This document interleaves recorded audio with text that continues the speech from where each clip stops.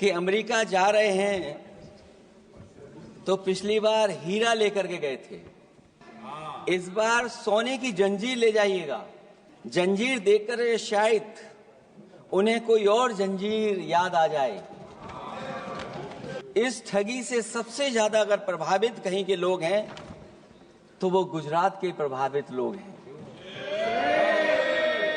क्या यही सभापति हमारे विकसित भारत की तस्वीर है?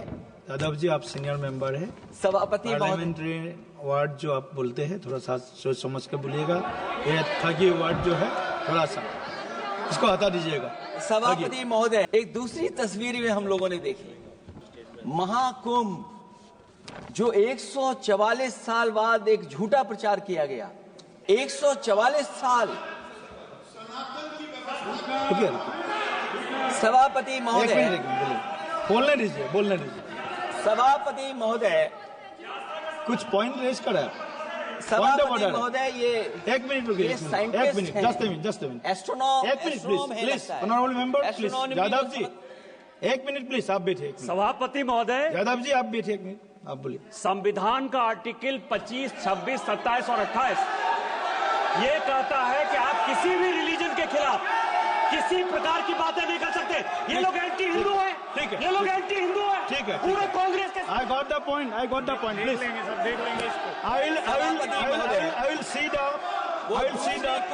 I will see, please be seated, आप लोग बैठिए, हम देख लेंगे। सभापति महोदय, हम देख लेंगे, आप बैठिए प्लीज, आप बोलिए, हम देख लेंगे। गौरव जी बोला है ना, प्लीज आप लोग बैठिए, बोलने दीजिए, नेता को बोलने दीजिए, माननीय नेताजी को बोलने दीजिए। वो महाकुंभ की तस्वीर, क्या हो रहा है? ये भड़काना चाहते हैं, ये भड़काना चाहते हैं। सभापति महोदय, ध्यान भड़काना चाहते हैं। एक मिनट, कोई भी ऐसा करके नहीं आए हो, कोई भी आस्था के विरुद्ध में बोला, आपको कोई अधिकार नहीं बनता है। आप स्नान करके नहीं आए हो, आपने स्नान नहीं किया कुंभ में। बोल दिया मैंने, बोल दिया प्लीज, आप हटा दिया जाएगा उसे। सभापति महोदय, इन्होंने कुंभ में स्नान नहीं किया। आप इधर देखिए, शहर पर देखिए, उधर मत देखिए, शहर को संबोधन कीजिए। अगर फोटो आई होती तो मैं जैकेट वाली भी फोटो देख लेता। आपका कोई गलत फोटो दिखा है, सभापति महोदय, ऐसा लग रहा है। विकसित भारत की जो दूसरी तस्वीर देखी जी, वो तस्वीर न केवल हम लोगों को दुख पहुंचाती है, बल्कि तमाम वो सनातन को स्वीकार करने वाले लोग, उनको दुख पहुंचाया होगा। सभापति महोदय, अगर लोग तकलीफ में रहे, परेशानी में रहे, और ये पहली बार हुआ होगा ऐसा कि लोग 300 किलोमीटर के जाम में फंस गए। न केवल एक मुख्यमंत्री, सभापति महोदय, उन्हें दो मुख्यमंत्रियों को लगाना पड़ा कि कैसे जाम रुक जाए।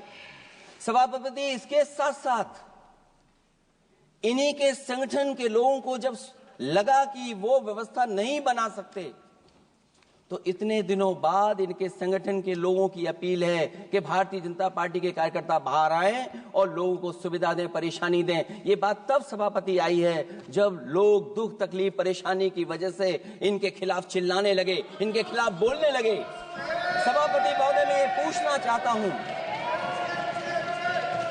जिस स्नान के लिए प्रधानमंत्री गए हो, देश के राष्ट्रपति गए हो, उपराष्ट्रपति गए हो, मंत्री गए हो, क्या यही विकसित भारत की तस्वीर होगी जिसमें आप ट्रैफिक मैनेज नहीं कर पा रहे हैं? आप हर शहर में ये कहा गया कि कोई शहर से निकले नहीं, सबके सब वहीं पर रुक जाएं, आगे नहीं जा सकते, दर्शन नहीं कर सकते। अगर ये सच्चाई नहीं है सभापति महोदय, सब बॉर्डर सील हुए हैं, जितना भारत के लोग सब बॉर्डर सील हुए हैं, और फिर चांद पर पहुंचने का क्या फायदा जब जमीन की समस्याएं न दिखती हों आपको, जमीन की समस्याएं न दिखती हों। और सभापति महोदय, मैं सरकार से जानना चाहता हूं वो ड्रोन कहां हैं? वो जो डिजिटल इंडिया की बात कही गई थी, वो कहां है? जो लोग अभी तक इस बात की डिजिट नहीं दे पा रहे हैं कि कितने लोगों की जान गई है, कितने लोग वहां पर खो गए हैं। सभापति महोदय, इधर विज्ञापन और कार्टूनों की बड़ी चर्चा हो रही थी। मुझे याद है कि एक दिन मैंने अखबार देखा, अंग्रेजी अखबार, और मैं समझता हूं ये माननीय सदस्य जितने लोग रहे होंगे उन्होंने वो अखबार जरूर देखा होगा, न्यूज़पेपर, और उसके फ्रंट पेज पर एक विज्ञापन था और उस विज्ञापन की जो तस्वीर थी उसमें एक जानवर, मुझे पहचान में नहीं आ रहा, वो शायद गधा रहा होगा, वो जेल के अंदर है। मेरा मन नहीं माना, मैंने उसी दिन सरकार को जगाने के लिए लिखा और मैं आज सभापति महोदय सरकार के माध्यम से जानना चाहता हूं कि डिजिटल इंडिया करते करते साइबर क्राइम, साइबर लूट और डिजिटल अरेस्ट कितना बढ़ गया है। और जो विज्ञापन दिया था, इस जानकारी के बाद वो विज्ञापन दोबारा अखबार में नहीं आया। वो विज्ञापन की तस्वीर मैं नहीं दिखा सकता हूं, मैं समझता हूं माननीय मंत्री जी उस विज्ञापन को जानते होंगे और देखा होगा उन्होंने। जो विज्ञापन दिया, जनता का भारतीय रिजर्व बैंक से यह सवाल है कि वो अपने ऐसे विज्ञापनों में किसको चित्रित कर रहे हैं और क्यों, और वो कहां से आया है। क्या यह कोई प्रतीकात्मक चित्रण है? यदि हां, तो वो जानवर किसका प्रतीक है? क्या उस सिस्टम का जिसके कंधे पर स्वच्छ और सुरक्षित बैंकिंग की नैतिक जिम्मेदारी है, या उस मंत्रालय का जिसको सुरक्षित बैंकिंग का दायित्व निभाना चाहिए? अगर ये चित्रण जनता को दिखाना चाह रहा है कि ये बहुत ही अनैतिक भी है, जनता इसके लिए मानहानि का दावा भी कर सकती है। अगर आरबीआई यही दिखाना चाह रहा है तो आप अपने खाता धारकों के प्रति बैंक का ऐसा नकारात्मक रवैया न केवल आपत्तिजनक है बल्कि घोर निंदनीय भी है।